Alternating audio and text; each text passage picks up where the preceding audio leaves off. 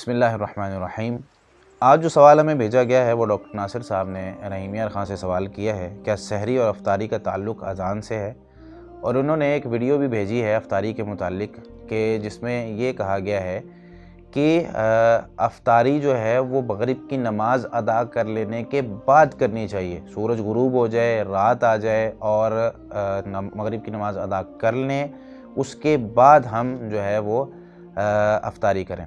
تو سب سے پہلے سحری کے بارے میں ہم یہ جان لیں کہ سحری کا تعلق صبح کے یعنی سحری کا جو وقت ہے وہ ختم کب ہوتا ہے؟ جب فجر صادق طلوع ہوتی ہے۔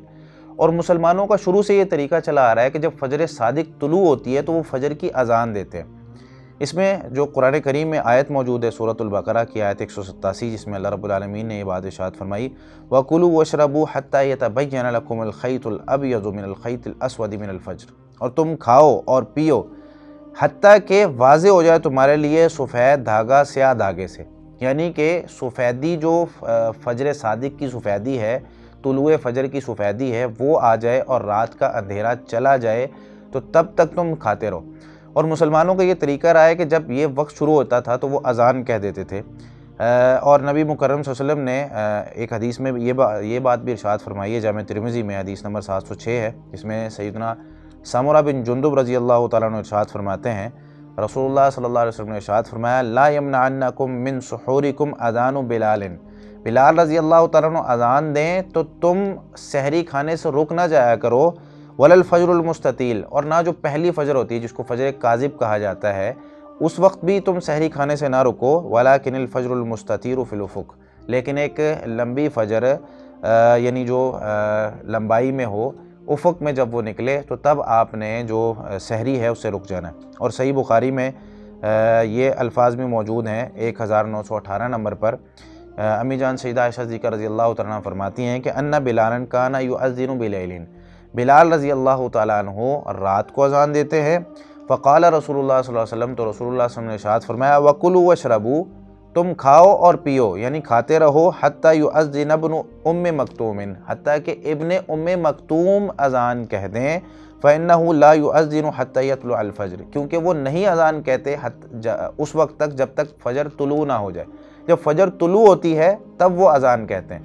تو یہ مسلمانوں کا شروع سے طریقہ رہا ہے کہ اللہ رب العالمین نے جو ہمیں یہ کہا ہے کہ سحری ہم نے فجر صادق طلوع ہونے تک کرنی ہے، تو جب وہ طلوع ہوتی تھی تو عبداللہ بن ام مکتوم رضی اللہ تعالیٰ عنہ اس وقت اذان کہتے تھے۔ تو اس وقت سے آج تک یہی چلا آ رہا ہے کہ اذان ہوتی ہے تو ہم جو ہے وہ سحری کھانا بند کر دیتے ہیں، تو فجر کی اذان تک ہم سحری کھا سکتے ہیں، بلکہ کوشش کرنی چاہیے اس سے 5-7 منٹ پہلے ہی ہم بند کر دیں، لیکن اگر کوئی شخص اذان تک بھی کھاتا رہتا ہے تو اس میں کوئی مسئلہ نہیں ہے۔ افطاری کے حوالے سے جو انہوں نے ویڈیو بھیجی ہے پہلے وہ دیکھتے ہیں اور پھر اس کے بارے میں بات کرتے ہیں۔ سورہ بقرہ آیت نمبر 187، روزہ اندھیرے پر افطار کرنا نہ کہ مغرب کی اذان پر۔ صحیح مسلم حدیث نمبر 2557، پہلے مغرب کی نماز ادا کریں اور پھر روزہ افطار۔ حدیث نمبر 2558 صحیح مسلم، روزہ افطار کرنے سے پہلے 3 چیزیں دیکھ لیں۔ نمبر 1، سورج غروب ہو جائے، دن چلا جائے اور رات آ جائے۔ حدیث نمبر 2559، حضور صلی اللہ علیہ وسلم سفر پہ تھے اور انہوں نے ایک صحابی کو کہا کہ آفتاب غروب ہو گیا ہے، تم ستو ملاؤ۔ صحابی نے فرمایا حضور ابھی تو دن ہے، روزہ تو رات کو افطار کرتے ہیں۔ حضور صلی اللہ علیہ وسلم نے کہا کہ تم ستو تو کھولو۔ پھر انہوں نے جب مشرق سے اندھیرا طلوع ہوا تو روزہ افطار کیا، اور فرمایا کہ روزہ تب افطار کرنا چاہیے جب مغرب میں سورج غروب ہو جائے اور مشرق سے اندھیرا طلوع ہو جائے۔ اب یہ جو ٹائم ہے قرآن اور حدیث میں، یہ بات ٹو بی نوٹڈ ہے کہ مغرب پہ روزہ افطار کرنا اسلام میں نہ قرآن میں ہے نہ حدیث میں ہے۔ اب مشرق پہ روزہ افطار کرنا کیوں کہا گیا؟ کیونکہ یہودیوں اور عیسائیوں کا روزہ افطار کرنا بھی اندھیرے سے منسلک تھا، اور ان کا اندھیرا دونوں طرف کا تھا۔ جب دونوں طرف اندھیرا ہو جاتا تھا، جو کہ مغرب سے آدھا گھنٹے بعد کا ٹائم ہے، تو یہودی اور عیسائیوں کا روزہ افطار کرنے کا ٹائم ہو جاتا ہے۔ مشرق سے اندھیرا طلوع ہونے والا ٹائم مغرب کی اذان کے 10 سے 15 منٹ کے بعد کا ٹائم ہے۔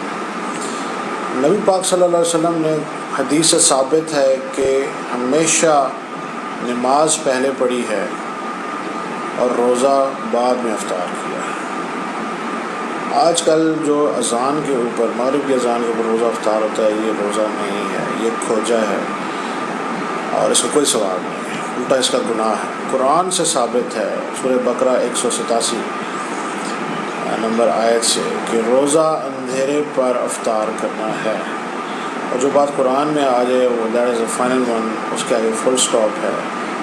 اندھیرے کو لیل ہی کہا گیا ہے قرآن کے اندر، اور لیل کا ترجمہ مغرب کی اذان ہو ہی نہیں سکتا۔ اور پلس صحابہ کرام نے بھی یہی کہا کہ غروب آفتاب دن کا وقت ہے۔ 2558 نمبر حدیث۔ یہ چیز ٹو بی نوٹڈ ہے، اور اپنا عقیدہ ٹھیک کرنے کی ضرورت ہے تاکہ ہمارے روزے قبول ہوں۔ تو جی ناظرین، آپ نے ویڈیو سماعت فرمائی، تو اس میں جو انہوں نے دلائل دیے ہیں ان کا ہم جو ہے وہ ایک ایک کر کے اس پہ بات کرتے ہیں۔ سب سے پہلے انہوں نے دلیل دی سورۃ البقرہ کی آیت 187 کہ افطاری جو ہے اللہ رب العالمین فرماتے ہیں ثم اتموا الصیام الی اللیل، کہ تم روزے کو رات تک پورا کرو۔ تو یہ کہتے ہیں کہ بھائی روزہ رات کو کھولنا چاہیے، جب سورج غروب ہوتا ہے مغرب کے وقت میں، اس وقت رات تو ہوتی نہیں ہے، اس وقت تو روشنی ہوتی ہے، تو رات کو روزہ ہم نے کھولنا ہے، نہ کہ دن کو۔ ہم دن کو ہی روزہ کھول لیتے ہیں۔ تو سب سے پہلے تو بھائی سے یہ سوال ہے کہ لیل کا ترجمہ اندھیرا کس نے کیا ہے؟ ٹھیک ہے، رات میں اندھیرا ہوتا ہے، یعنی رات کی ایک صفت اندھیرا آنا ہے، لیکن جب سورج غروب ہوتا ہے تو کیا یکدم اندھیرا آ جاتا ہے؟ رات کسے کہتے ہیں؟ رات سورج کے غروب ہونے کو کہتے ہیں۔ اللیل جو ہوتا ہے نا، لیل، اس کا معنی سورج کا غروب ہونا ہے۔ جب سورج غروب ہو جائے تو تب اللیل شروع ہوتا ہے۔ اس کا یہ معنی نہیں ہے کہ جب سورج غروب ہو جائے تو فوراً اندھیرا آ جائے، یعنی ایک کمرے کی مثال کی طرح نہیں ہے، یعنی ایک کمرہ ہے، اس میں بلب لگا ہوا ہے، ہم بلب جلاتے ہیں، یعنی بٹن چلاتے ہیں تو بلب جلتا ہے، روشنی ہو جاتی ہے، فوری طور پر پورا کمرہ روشن ہو جاتا ہے۔ بند کرتے ہیں تو پورا اندھیرا، کسی کو کچھ نظر نہیں آتا۔ سورج کا آنا اور جانا، یعنی سورج کا طلوع ہونا اور سورج کا غروب ہونا ایسے نہیں ہوتا کہ اچانک وہ غائب ہو جائے، بلکہ وہ آہستہ آہستہ جاتا ہے، تو اس میں وقت لگتا ہے۔ جب وہ غروب ہو جاتا ہے اس کے بعد بھی تھوڑی سی روشنی رہتی ہے، تو یہ وقت ہوتا ہے افطاری کا، نہ کہ رات کا مطلب اندھیرا ہے جس طرح آپ لے رہے ہیں۔ اللیل رات کو کہتے ہیں، اور وہ سورج کے غروب ہوتے ہوئے، یعنی سورج جب غروب ہو جائے تب شروع ہوتی ہے۔ یہ مختلف لغات میں، یعنی عربی کا لفظ ہے نا اللیل، اب اس کو ہم دیکھتے ہیں کہ عربی میں اللیل کسے کہتے ہیں۔ تو اللہ رب العالمین نے جو فرمایا ہے اللیل، تو یہ سورج کے غروب ہونے سے شروع ہوتی ہے، جس طرح قاموس المحیط میں 1364 نمبر پر یہ موجود ہے کہ اللیل جو ہے من مغرب الشمس الی طلوع الفجر الصادق او الشمس، کہ لیل من مغرب الشمس، سورج کے غروب ہونے سے شروع ہوتی ہے۔ اور لسان العرب میں جلد نمبر 11 صفحہ 607 پر ہے کہ اللیل عقیب النہار یا عقیب النہار، کہ لیل جو ہے رات کے بعد آتی ہے، وہ مبدأہ من غروب الشمس، اور اس کی ابتدا سورج کے غروب ہونے سے ہوتی ہے۔ اور حافظ ابن کثیر رحمۃ اللہ علیہ نے اس آیت کی تفسیر میں اپنی جو ان کی تفسیر ہے تفسیر القرآن العظیم، اس میں جلد نمبر 1 صفحہ 517 پر یہ بات ارشاد فرمائی کہ وقولہ تعالی ثم اتموا الصیام الی اللیل، جو اللہ تعالیٰ نے یہ فرمایا نا پھر روزے کو رات تک پورا کرو، یقتضی الافطار عند غروب الشمس حکما شرعیا، یہ تقاضا کرتا ہے کہ ہمیں افطاری کرنی چاہیے سورج کے غروب ہونے کے وقت، یہ شرعی حکم ہے۔ تو اس سے یہ پتہ چلا کہ بھائی رات سورج کے غروب ہوتے شروع ہوتی ہے، اس کا مطلب اندھیرا نہیں ہے جو آپ کر رہے ہیں۔ دوسرے نمبر پر انہوں نے ایک حدیث بیان کی صحیح مسلم کی، میرے علم کے مطابق انہوں نے جو حدیث کا نمبر بیان کیا ہے وہ صحیح نہیں ہے، حدیث کا نمبر 1099 ہے، اور اس حدیث میں انہوں نے یہ کہا کہ نبی مکرم صلی اللہ علیہ وسلم جو ہے وہ پہلے نماز ادا کرتے تھے، اس کے بعد پھر آپ صلی اللہ علیہ وسلم افطاری کرتے تھے۔ جب میں نے یہ حدیث پڑھی صحیح مسلم میں تو میں نے کہا یار بندہ جو ہے وہ ترجمہ کرتے ہوئے کوئی عربی قواعد کا اس نے خیال نہیں رکھا، اور مجھے بڑی حیرانی ہوئی کہ ایسا عجیب و غریب ترجمہ ہے یہ اس طرح کا ترجمہ ہو ہی نہیں سکتا۔ جیسا کہ حدیث میں الفاظ کیا ہیں، امی جان سیدہ عائشہ صدیقہ رضی اللہ تعالیٰ عنہ سے مسروق رحمۃ اللہ علیہ نے سوال کیا کہ دو صحابہ ہیں نبی مکرم صلی اللہ علیہ وسلم کے، ان میں سے ایک کیا کرتا ہے، اور دونوں ہی خیر سے خالی نہیں ہیں، دونوں ہی بہت اچھے ہیں، احدہما یعجل المغرب والافطار، ان دونوں میں سے ایک جو ہے وہ یعجل المغرب والافطار، مغرب کی نماز اور افطاری جلدی کرتا ہے، ٹھیک ہے، دونوں، یہاں پر یہ نہیں ہے یعجل المغرب ثم یفطر، یعنی پہلے مغرب کی نماز ادا کرتا ہے پھر افطاری کرتا ہے، ایسا نہیں ہے بھائی، یہاں پر ہے یعجلو، یعنی نماز جلدی ادا کرتا ہے، جیسے ہی سورج غروب ہو جائے وہ وہاں پر روزہ افطار کرتا ہے اور فوراً نماز ادا کرتا ہے۔ اور دوسرے جو صحابی ہیں وہ تھوڑی دیر انتظار کرتے ہیں، یعنی 2-4 منٹ انتظار کرتے ہیں کہ سورج اچھے سے غروب ہو جائے، تو اس کے بعد وہ افطاری کرتے ہیں اور مغرب کی نماز ادا کرتے ہیں۔ تو امی جان فرمانے لگی عائشہ رضی اللہ تعالیٰ عنہ کہ کون ہے دونوں میں سے من یعجل المغرب والافطار، جو مغرب کی نماز اور افطاری جلدی کرتا ہے؟ تو انہوں نے فرمایا عبداللہ بن مسعود رضی اللہ تعالیٰ عنہ۔ تو امی جان فرماتی ہیں ھاکذا کان رسول اللہ صلی اللہ علیہ وسلم یصنع، رسول اللہ صلی اللہ علیہ وسلم ایسے ہی کیا کرتے تھے۔ تو یہ حدیث ہے، اب اس میں مغرب کی نماز پہلے یا جلدی پڑھنے کا تذکرہ ہی نہیں ہے، وہ ترجمہ یعجل المغربہ کا یہ کر رہے ہیں کہ پہلے مغرب پڑھتے تھے۔ بھائی لغوی طور پر اگر ہم اس لفظ کو دیکھ لیں تو پہلے کس لفظ کا ترجمہ ہے؟ جلدی پڑھتے تھے مغرب اور افطاری بھی جلدی کرتے تھے، پہلے کرنے کا ترجمہ تو کسی لفظ کا نہیں۔ اگلی جو حدیث انہوں نے بیان کی صحیح مسلم میں 1100 نمبر روایت ہے، تو اس میں انہوں نے 3 الفاظ کہے، انہوں نے کہا جی سورج غروب ہو جائے، دن چلا جائے اور رات آ جائے۔ تو اس حدیث میں نبی مکرم صلی اللہ علیہ وسلم نے تینوں چیزیں ارشاد فرمائی۔ نبی صلی اللہ علیہ وسلم نے فرمایا اذا اقبل اللیل وادبر النہار وغابت الشمس فقد افطر الصائم، جب رات آ جائے اور دن چلا جائے اور سورج غروب ہو جائے تو روزے دار نے افطار کر لیا۔ تو یہاں رات آ جائے اور دن چلا جائے، یہ دونوں الفاظ واضح تھے۔ نبی صلی اللہ علیہ وسلم نے فرما دیا بھائی جب دن چلا جائے رات آ جائے، تو سورج کے غروب ہونے کا تذکرہ کیا آپ صلی اللہ علیہ وسلم نے کیوں کیا یہاں پر؟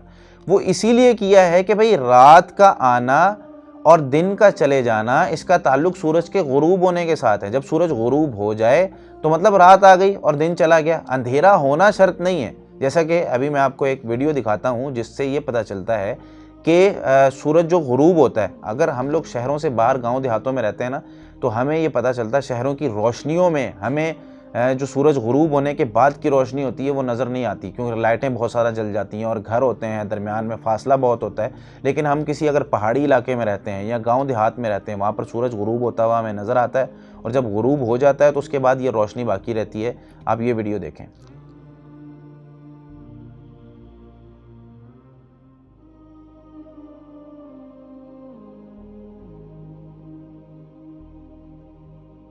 تو سورج کا غروب ہونا آپ نے دیکھا کہ کس طریقے سے سورج غروب ہونے کے بعد بھی ابھی روشنی ہے تو رات آ جائے، اس کا یہ مطلب نہیں کہ اندھیرا ہو جائے۔ سورج غروب ہوا ہے، رات شروع ہو گئی، تعریف رات کی یہی ہے کہ سورج غروب ہو جائے۔ جب سورج غروب ہو گیا تو ہم افطاری کر سکتے ہیں۔ تیسری حدیث جو انہوں نے پیش کی صحیح مسلم میں 1101 نمبر روایت ہے، جس میں انہوں نے کہا کہ نبی مکرم صلی اللہ علیہ وسلم سفر میں تھے اور انہوں نے ایک صحابی کو کہا، عبداللہ بن ابی اوفا رضی اللہ تعالیٰ عنہ کو، کہ آپ نیچے اتریں اور ہمارے لیے ستو بنائیں، اور سورج غروب ہو چکا تھا۔ فلما غابت الشمس، جب سورج غروب ہو چکا تھا۔ تو یہ حدیث ہم سنتے ہیں۔ تو اس میں نبی مکرم صلی اللہ علیہ وسلم سفر میں تھے۔ سیدنا عبداللہ بن ابی اوفا رضی اللہ تعالیٰ عنہ فرماتے ہیں کننا مع رسول اللہ صلی اللہ علیہ وسلم فی سفر فی شہر رمضان، رمضان کے مہینے میں نبی مکرم صلی اللہ علیہ وسلم کے ساتھ ہم ایک سفر میں تھے۔ فلما غابت الشمس، جب سورج غروب ہو گیا، قال یا فلان، آپ صلی اللہ علیہ وسلم نے کسی صحابی کا نام لیا، کہا انزل فجدح لنا، آپ اتریں ہمارے لیے ستو بنائیں۔ انہوں نے کہا یا رسول اللہ ان علیک نہارن، ابھی تو روشنی ہے، دن ہے، ابھی تو دن ہے۔ تو نبی صلی اللہ علیہ وسلم نے فرمایا بھائی اترو ستو بناؤ۔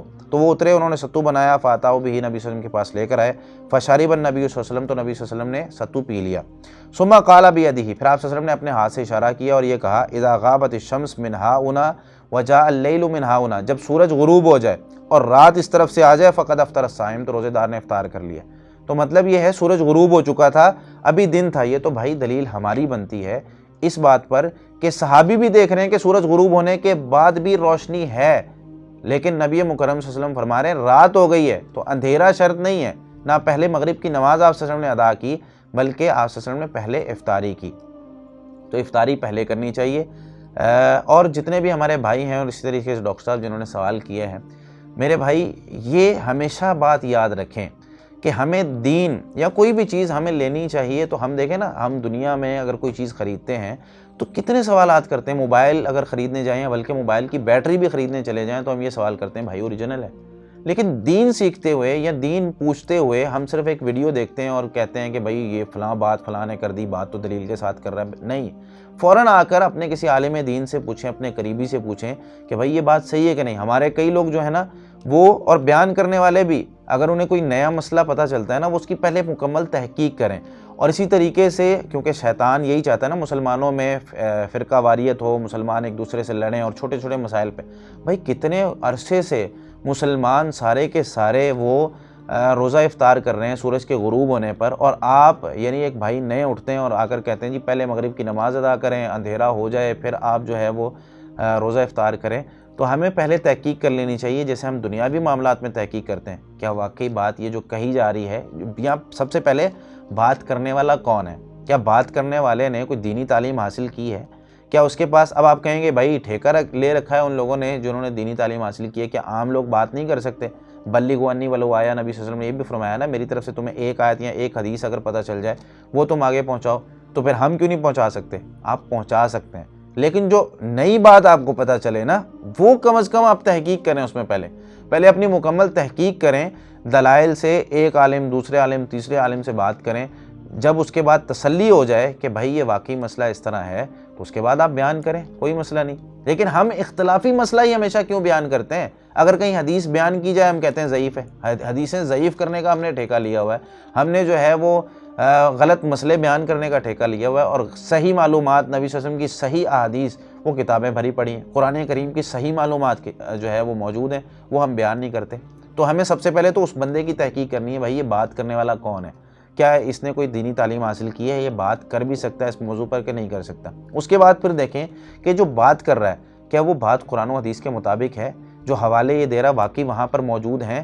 ہم لوگ سرچ نہیں کرتے، ہم لوگ دیکھتے نہیں ہیں جا کے بھائی حدیث کا حوالہ اس نے نمبر بتا دیا ہے کہ یہ واقعی حدیث اس نمبر پر موجود بھی ہے کہ نہیں.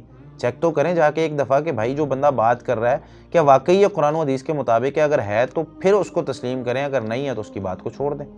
تو ہمیں سحری بھی، اس کا تعلق بھی اذان کے ساتھ ہے، اور جو افطاری ہے اس کا تعلق سورج کے غروب ہونے کے ساتھ ہے. اور شروع سے ہمارے معاشرے میں یہی چلتا آ رہا ہے کہ جب سورج غروب ہوتا ہے ہم لوگ اذان کہتے ہیں، یعنی مسلمان اذان کہتے ہیں.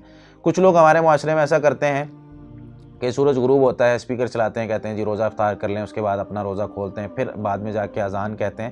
تو میرے بھائی اذان سورج غروب ہوتے ہی دے دینی چاہیے ہمیں. اللہ رب العالمین ہمیں سمجھ کر عمل کرنے کی توفیق عطا فرمائے. جزاکم اللہ خیرا.